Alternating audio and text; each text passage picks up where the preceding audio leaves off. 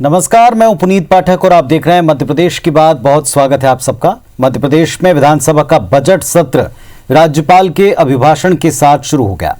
26 मार्च तक चलने वाले इस सत्र के पहले दिन बीजेपी विधायक गिरीश गौतम को विधानसभा अध्यक्ष चुना गया और इसके बाद राज्यपाल आनंदीबेन पटेल ने सरकार के कामकाज की जमकर तारीफ की। इस पर नेता प्रतिपक्ष कमलनाथ ने तंज कसते हुए कहा कि अभिभाषण जनता के लिए नहीं बल्कि मीडिया के लिए था। 26 मार्च तक चलने वाले इस सत्र में सरकार को घेरने के लिए विपक्ष के पास मुद्दे ही मुद्दे हैं और ऐसे में इस बार के सत्र में किसका पलड़ा भारी रहने वाला है, ये बड़ा सवाल। चर्चा करेंगे, दोनों पक्षों को सुनेंगे। पहले एक रिपोर्ट दिखाते हैं। कोरोना गाइडलाइन के तहत मध्य प्रदेश विधानसभा के बजट सत्र की शुरुआत हुई। विधानसभा की कार्यवाही के पहले राज्यपाल का अभिभाषण हुआ। राज्यपाल आनंदीबेन ने अपने अभिभाषण में सरकार के कोरोना काल में किए गए काम की जमकर प्रशंसा की। राज्यपाल ने कहा कि राज्य सरकार ने कोरोना काल में बेहतर काम किया, इस चुनौती का बेहतर तरीके से सामना किया। पीपीई किट, टेस्टिंग किट और अस्पतालों में कोरोना संक्रमितों के लिए बेड का प्रबंधन वक्त रहते किया।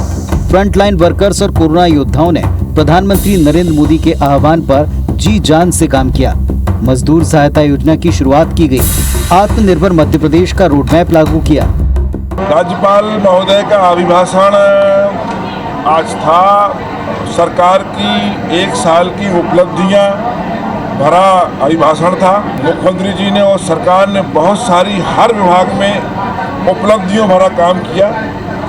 मैं समझता हूँ बहुत ही संतोषजनक था। सत्र शुरू होने से पहले प्रोटेम स्पीकर अमित शर्मा ने विधानसभा अध्यक्ष के चुनाव की प्रक्रिया शुरू कराई। मुख्यमंत्री शिवराज सिंह चौहान ने रीवा के देव तालाब से 4 बार के बीजेपी विधायक गिरीश गौतम को विधानसभा अध्यक्ष बनाए जाने का प्रस्ताव रखा, जिसका समर्थन गृह मंत्री नरोत्तम मिश्रा ने किया। कांग्रेस की तरफ से अध्यक्ष पद के लिए किसी भी विधायक ने नामांकन दाखिल नहीं किया, जिस पर गौतम विधानसभा के निर्विरोध अध्यक्ष निर्वाचित हो गए। हालांकि विपक्ष ने राज्यपाल के अभिभाषण को जनता को गुमराह करने वाला बताया।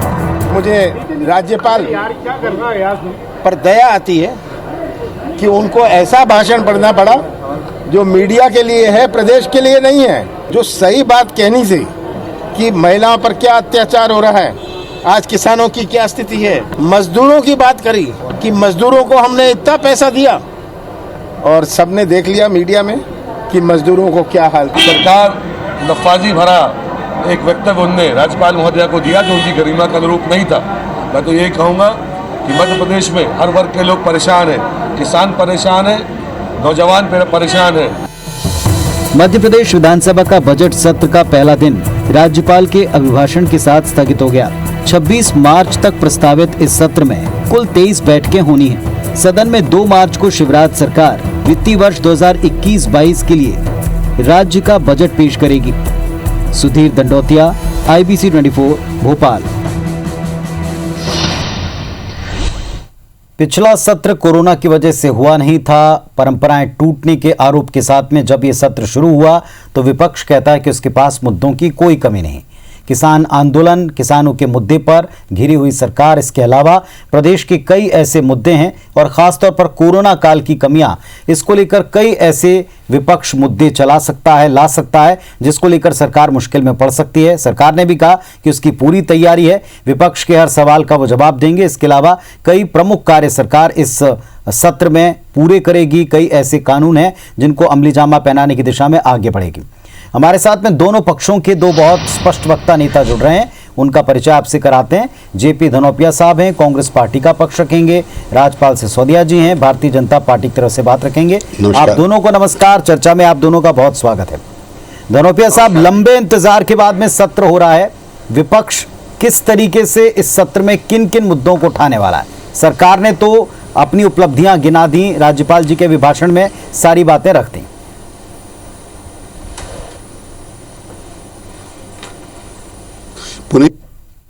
महामहिम राज्यपाल महोदया ने जी सरकारी भाषण पढ़ा, जैसा कि नियम है, संवैधानिक व्यवस्था है, उनकी अपनी मजबूरी होती है, जो राज्य सरकार बनाकर देती है उनको पढ़ना होता है। उसमें सारी की सारी चीजें एक भी न्याय संगत नहीं है, चाहे घोषणा को लेकर चले, कोरोना को लेकर चले, किसानों की समस्याओं को लेकर चले, कानून व्यवस्था को लेकर चले, महिलाओं बच्चियों पर अत्याचार वाले सारी चीज लेकर चले, महंगाई को लेकर चले, सारे के सारे मुद्दे उस भाषण से दूर थे। और उसमें था तो गुणगान था, उसमें था तो ऐसी बातें जिन्हें कोई मौजूद नहीं है। 15,000 से ज्यादा घोषणा हो चुकी, किसका क्रियान्वयन हुआ इस बारे में कोई जानकारी नहीं थी। आदरणीय राज्यपाल महोदया जी ने बार बार प्रधानमंत्री का नाम ले लेकर भाषण को किया है। इससे आप अंदाज लगा लीजिए ये भाषण क्या रहा है। अब तो कल से शुरुआत होगी, कल से आदरणीय कमलनाथ जी के नेतृत्व में आप देखेंगे विधानसभा में कांग्रेस विधायक एक से एक ऐसे मुद्दों को सामने रखेंगे जिससे मालूम पड़ेगा। अभी जो बस का एक्सीडेंट हुआ, 51-52 लोगों की मृत्यु हो गई, उसका जिम्मेदार कौन है? बस का इंश्योरेंस भी नहीं है, बस का फिटनेस सर्टिफिकेट भी नहीं है, ड्राइवर का लाइसेंस भी नहीं है, रास्ता भी नहीं है, रूट भी नहीं है, ओवरलोडिंग हो रही है, सारी घटनाएं सामने चली आ रही है। सारी चीजों को देखिए, भोपाल के अंदर एक लड़की बेचारी 1.5 महीने से हॉस्पिटल में पड़ी तरस रही है, उसी पुलिस में रिपोर्ट नहीं दिखाई जा रही है। बलात्कारी घटनाओं को छेड़छाड़ी घटना में प्रदान दिया जाता है। आपके हालात देखिए, आज भी एक घटना हुई है, एक लड़की को शहडोल में इंजेक्शन लगाकर बलात्कार किया गया है, उसमें भारतीय जनता पार्टी नेता शामिल है। तो क्या हो रहा है इस मध्य प्रदेश में? सारी घटनाएं आपके सामने हैं। किसानों का आंदोलन चल रहा है, किसानों की समस्याएं नहीं सुनी जा रही हैं, महंगाई चरम पर है, पेट्रोल डीजल गैस सारी चीजों के देखकर ये सरकार जो असफल है, उस असफलता को आईना दिखाने का आदरणीय कमलनाथ जी के नेतृत्व में विधानसभा में किया जाएगा। चलिए, हमारे साथ राज्यपाल सिसोदिया साहब हैं। सिसोदिया जी, लगातार एक तो विपक्ष का आरोप है कि सत्र को टालने का प्रयास सत्ता पक्ष ने बार बार किया है। अब जबकि सत्र है तो उनके पास मुद्दों की कोई कमी नहीं। राज्यपाल के अभिभाषण पर जिस तरह की प्रतिक्रिया है, वहां से आप बात शुरू कर सकते हैं कि क्या और किस तरह काम हुआ, वो प्रदेश ने देखा। विपक्ष का आरोप है कि उनसे जो बातें कहलवाई गई, जिस अंदाज में कहलवाई गई, वो सब कुछ एक बड़े झूठ की तरह है।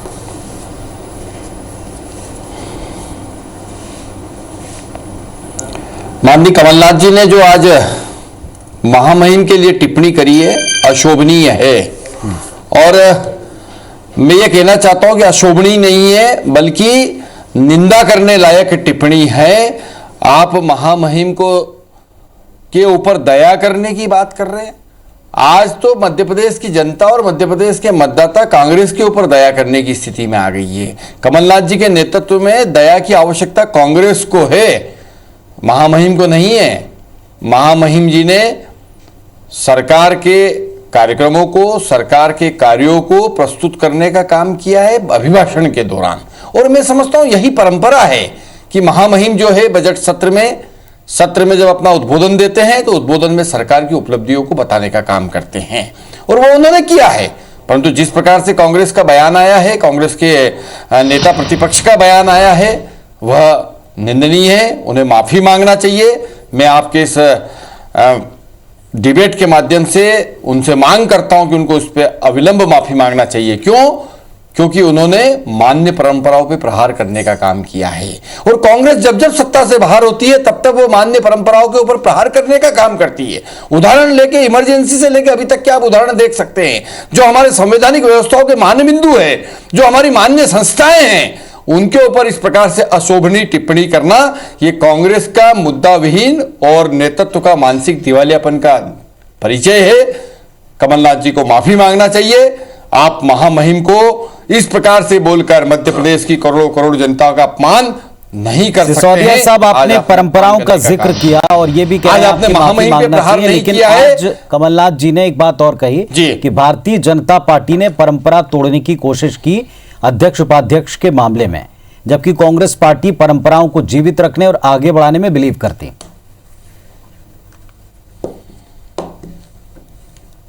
किसने परंपरा तोड़ी पिछले सदन के चुनाव में? पिछली बार सदन में जब अध्यक्ष और उपाध्यक्ष के चुनाव हुए तो उस चुनाव में परंपरा तोड़ने का काम किसने किया? मैं समझता हूं कि उपाध्यक्ष का पद जो है सदैव विपक्ष के पास रहने का काम होता था, परंतु पहली बार 15वीं विधानसभा के कांग्रेस की सरकार के समय में विपक्ष का पद कांग्रेस के पास ही था। तो परंपरा तोड़ने का काम आपने शुरू करा है। आपने, कमलनाथ जी ने इस मध्य प्रदेश के अंदर कई सारी परंपराओं को तोड़ने का काम किया है। उन सब चीजों का दुरुस्तीकरण, उन सब बातों का शुद्धिकरण अब हम करेंगे और हमारी सरकार करेगी। माननीय मुख्यमंत्री शिवराज सिंह चौहान जी, जो कि सदन में नेता है, जवाब देंगे, वे तय करेंगे कि सदन के हित में जो जो भी निर्णय लेना चाहिए वो निर्णय लेने का काम करेंगे। बिल्कुल जवाब दूंगा। मुझे तो आश्चर्य बात का हो रहा है, 21 परंपरा की बात तोड़ने की कर रहे हैं। 42 साल के बाद आज निर्विरोध रूप से अध्यक्ष चुने गए हैं विधानसभा के। 15 सालों में जब भारतीय जनता पार्टी सत्ता में रही है, कांग्रेस पार्टी विपक्ष में रही है, हमने कभी अध्यक्ष के मुकाबले में अपना कैंडिडेट खड़ा नहीं किया, कभी नहीं खड़ा किया। हमने परंपरा का निर्वहन किया और जो उपाध्यक्ष पर चलती रही बात थी। 2018 में आपको जानते बूझते कि आप पास बहुमत नहीं है, वोट नहीं है, आपने परंपरा को तोड़ा और अध्यक्ष के मुकाबले में विजय साहब को चुनाव में खड़ा किया। जब अध्यक्ष का चुनाव हो गया तो उपाध्यक्ष चुनाव होना तो प्रक्रिया हो गई ना साहब, मजबूरी हो गई ना। हमने तो आज ठीक करने का प्रयास किया है इनकी गलती को, हमने आज इनको निर्भर रूप से चुनने का अवसर दिया और हम ये कहना चाहते हैं कि अगर आप पक्ष उपाध्यक्ष को देंगे विपक्ष को तो अच्छा एक परंपरा बनेगी, वापस रहेगा। वरना ये लोगों का अपना एक इतिहास है, ये संविधान को नहीं मानते, परंपराओं क्या मानेंगे। इनका तो है प्रोटेम स्पीकर क्या होता है, प्रोटेम स्पीकर कुछ चंद मिनटों के लिए घंटों के लिए होता है। 8 महीने तक प्रोटेम स्पीकर को बना के विधानसभा की सारी कार्रवाइयों को लोग स्थित करते रहे, बढ़ाते रहे। तो ये किसी चीज को मानते हैं क्या? ना परंपराएं मानते हैं ना संविधान मानते हैं। वोटों की चुनी सरकार को नोटों से गिराने का काम करने वाले लोग किस नियम की बात करते हैं? हमारा फिर कहना है कि हमने परंपराओं को बनाया है और परंपराओं को सम्मान किया है। आदरणीय कमलनाथ जी ने सिसोदिया जी, परंपराएं तोड़ी बीजेपी ने अध्यक्ष के चुनाव में अपना कैंडिडेट खड़ा करके, यही बात कमलनाथ जी ने भी कही।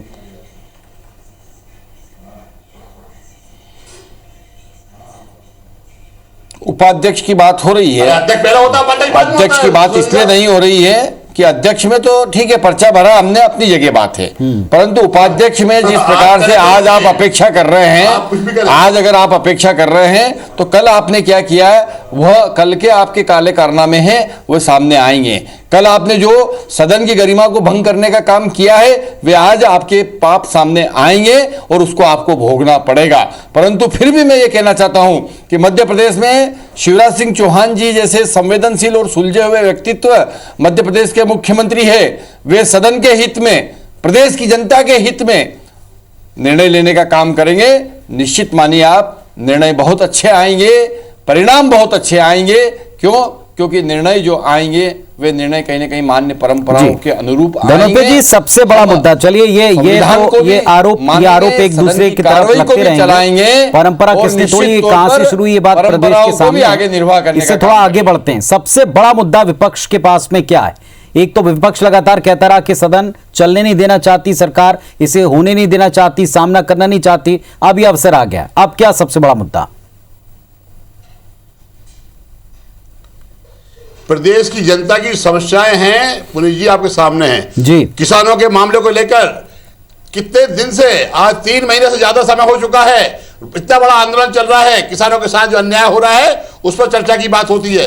प्रदेश के अंदर माताओं बहनों पर जो अत्याचार हो रहा है, बलात्कार घटना हो रही है, उस पर चर्चा होना है। सीधी की बस दुर्घटना और बस माफियाओं का जो काम चल रहा है उस पर चर्चा होना है। इस प्रदेश के अंदर भू माफिया वापस कब्जा कर चुके हैं, उस पर चर्चा होना है। शुद्ध के लिए हित पर चर्चा होना है। क्या क्या नहीं है, सारी की सारी चीजें सामने है। गरीबों के साथ अन्याय किया है इन्होंने। जो विपक्ष को जो बहुमत की बात करते हैं उसमें मैं बताना चाहता हूं कि आज भी ओबीसी को दिया हुआ आरक्षण के ऊपर हमारे सरकार के बैठे हुए लोगों ने ओबीसी की बात करते हैं। ओबीसी के साथ क्या न्याय किया है, हाईकोर्ट के अंदर आपकी स्थिति सामने दिख रही है। सारी चीज सामने आने वाली है। 100 रुपए यूनिट में 100 रुपए में 100 यूनिट देने वाली बात करने वाले काम ने कमलनाथ जी के निर्णय को उन्होंने बदला है। आज सारे के सारे निर्णय बदलने के बाद आम जनता से अन्याय किया है, अत्याचार किया है, क्या इन्होंने किया है, सारी बातें सामने आएंगी। विधानसभा के मुद्दे विधानसभा में उठेंगे।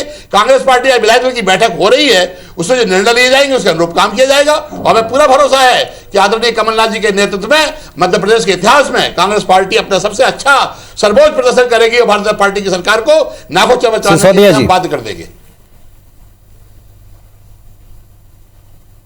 स्वस्थ लोकतंत्र के लिए अच्छे विपक्ष का होना जरूरी है, परंतु विपक्ष जब दुर्भावना पूर्वक कोई बात को करने का काम करेगा तो फिर प्रदेश की जनता भी उस चीज को देखती है। आप विपरीत परिस्थितियों में जब सरकार में हमारा आने का काम हुआ, मुख्यमंत्री जी ने शपथ ली, उसके बाद में कोविड का पूरा प्रोटोकॉल था। इस प्रदेश के अंदर कोविड-19 की महामारी पांव पसार चुकी थी और उस समय पे शपथ होने का काम हुआ। लगातार 1 वर्ष में जिस प्रकार से हमारी सरकार ने उन सब चुनौतियों को निपटते हुए मध्य प्रदेश के अंदर विकास करने का काम किया है, जहां हमने 2000 किलोमीटर से अधिक की सड़कें बनाने का काम किया, हमने किसान सम्मान निधि के माध्यम से राशि किसानों के खाते में डालने का काम किया, हमने जो है खाद्यान्न उपलब्ध कराने का काम किया, हमने वे सारे काम करने का काम किया। आप कौन से शुद्ध के विरुद्ध युद्ध की बात करते हैं? आज हमने जो है भूमाफियाओं से जमीन 3300 एकड़ के लगभग जमीन हमने मुक्त कराने का काम किया, जिसकी बाजार कीमत होती है 8,800 करोड़ रुपए के लगभग। 300 के लगभग मुकदमे बनाने का काम हुआ है। आप कौन से माफियाओं की बात करते हैं? आपने तो सिर्फ चुन चुन के ये मेरा माफिया वो तेरा माफिया वाला काम करने का काम किया था। हमने शुद्ध रूप से उसको आगे बढ़ाने का काम किया। हमने जो है तो आप इन मुद्दों को खारिज करते हैं जो विपक्ष उठा रहा है, इनमें आप कोई समस्या नहीं पाते जो विपक्ष के मुताबिक बड़े मुद्दे हैं, इस पर आऊंगा। धनोपिया जी, जिस तरह कोरोना काल में सरकार ने काम किया उसकी प्रशंसा आज हमने राज्यपाल के अभिभाषण में भी सुनी और अभी यहां इस मंच पर भी सिसोदिया साहब और तमाम भारतीय जनता पार्टी के नेता कहते हैं कि उस दौर में सबसे बेहतर काम जो गुंजाइश थी उस मुताबिक सरकार ने किया। विपक्ष को क्या लगता है किस तरह का काम हुआ, यहां से क्या मुद्दे आप ले जाएंगे? पुनीत जी, मध्य प्रदेश में मार्च 2020 में जब कोरोना की आहट हुई, विधानसभा का सत्र स्थित किया तो आदरणीय शिवराज सिंह चौहान साहब थे जो कहते थे कोई कोरोना नहीं है, ये डरोना है। भाई आदरणीय गृह मंत्री कहते थे डरोना है, कोई कोरोना नहीं है। हालात बद से बदतर हुए। मजदूरों को पलायन करते हमने देखा, लोगों को धंधे बंद देखे, रोजी रोटी के लिए सड़क पर घूमते देखा, लोगों को जिस तरह से कर्फ्यू में नहीं होता सड़कों पर निकल के फिरते हुए मारते हुए देखा। क्या क्या नहीं हुआ इसका। और आज हालात बात कर रहे हैं, जो कोविड सेंटर बनाए गए थे ना मध्य सरकार ने, वही बंद कर दिए गए कोविड के नाम पर कि कोविड का कोई जरूरत नहीं है। आज क्या इलाज की बात कर रहे हैं, क्योंकि महामहिम राज्यपाल महोदय की मजबूरी है। उनको तो भाषण दिया, पढ़ना ही है, उनको पढ़ दिया उन्होंने। लेकिन सवाल यह है कोरोना के मामले में आज भी बद से बदतर है। आज भी आप देख लीजिए क्या स्थिति बनी हुई है।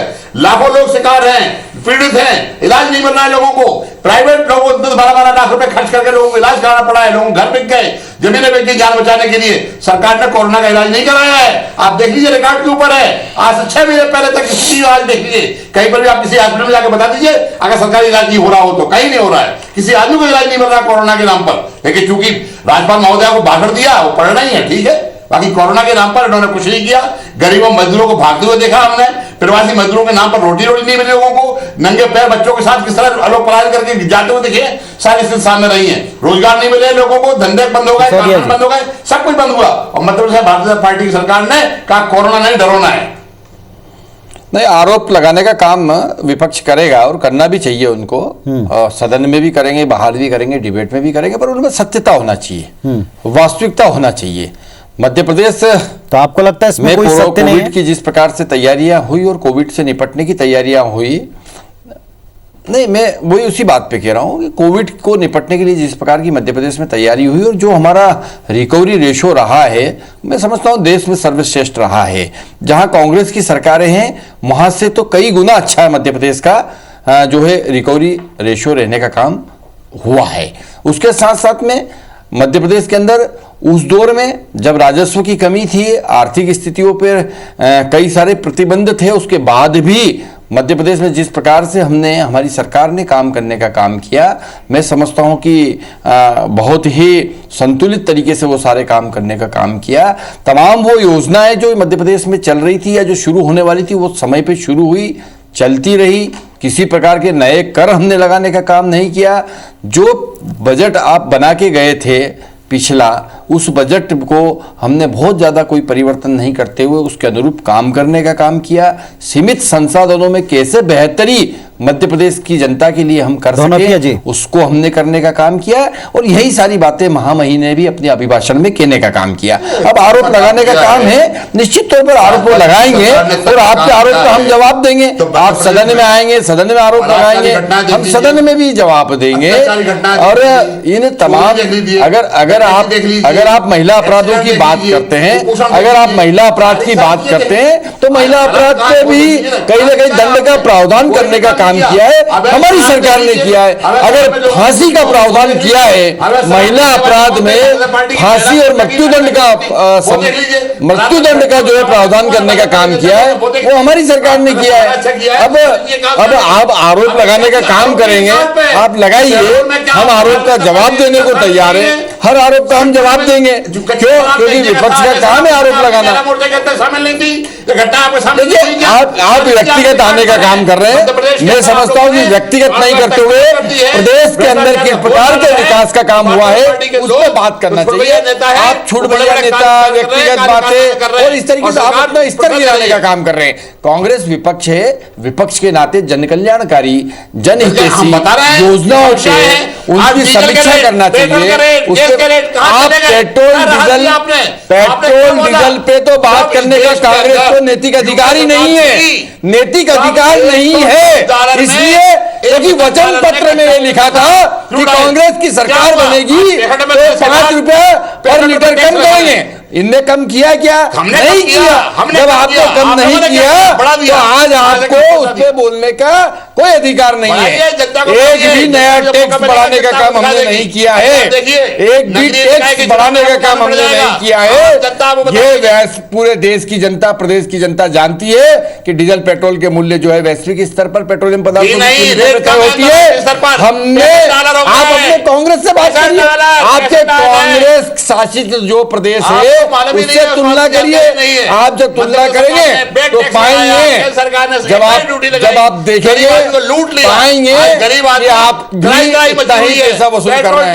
आप ये पाएंगे, आप देखेंगे इस बात को, क्योंकि निश्चित तौर पर हम जनता के बीच में जाएंगे, जनता जनार्दन के बीच में जाएंगे, हम हमारी बात रखेंगे, आप अपनी बात रखेंगे, उसके बाद जनता निर्णय करेगी। बात ये सिसोदिया जी, धनौपिया जी, बात तो सही है, लेकिन ये बात आप दोनों ही जानते हैं और दोनों दल जानते हैं, सत्ता पक्ष विपक्ष दोनों जानते हैं। कोरोना का मुद्दा हो, इस दौरान किए गए कामों या मिली राहतों का मुद्दा हो, या फिर अभी मौजूदा पेट्रोलियम प्रोडक्ट के दाम का मुद्दा हो, ये मुद्दे जनता से सीधे तौर पर जुड़े हैं। इनके सवालों को खारिज करना शायद जनता को उतना अच्छा नहीं लगे कि हर मुद्दे पर आप खारिज कर दें कि समस्याएं नहीं, और समस्याएं हल करने का वायदा किसने किया था, उसके मुताबिक उसको नतीजा क्या मिला, यह भी प्रदेश के सामने है। अब आपकी सरकार है, विपक्ष कैसे इन सवालों को उठाएगा, सत्ता पक्ष इस पर क्या जवाब देगा, नजर हम रखेंगे। प्रतिदिन डिबेट में भी जुड़ेंगे और प्रतिदिन जो आप मुद्दे उठाएंगे उस पर भी बहस करेंगे। लेकिन यह सत्र कामयाब रहे जनता के लिहाज से, उनकी चिंताओं के समाधान के लिहाज से, यह उम्मीद दोनों पक्षों से करती है जनता। बहुत धन्यवाद आप दोनों का। नमस्कार।